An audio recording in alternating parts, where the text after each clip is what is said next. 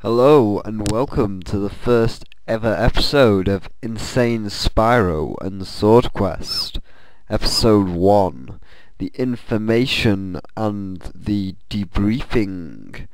Basically, this is just a quick 5-minute video before the actual series properly starts, just saying this is what's going to happen in the series. Now, as you know, about 2 months ago, maybe a month ago, one of the two, the AVGN or James Rolfe, whichever one you call him, released a new episode called the Swordquest, and on this episode he basically talked about a couple of things like what the competition was and what it did, and it more or less went on to the fact that there was $25,000 prizes, and the first two prizes, the Talisman of Palanthium Truth and the second prize, the Chalice of Light, were won by Stephen Bell and Michael Rideout. Now, the third contest never happened. Although the game was released, the third contests never happened, and neither did the fourth one and the special one where like all 4 winners come back for the actual chance to win the sword.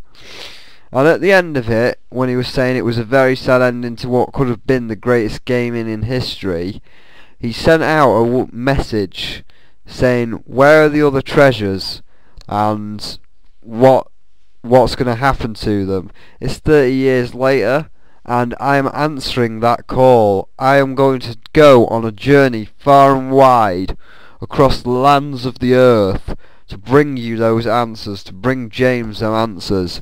In this series I will be tracking down the leaders and makers of Atari and asking them these questions, and I will even find Stephen Bell and Michael Rideout and find out from them whether they want like the final game to be made and what they think of what their reactions were to winning the treasures.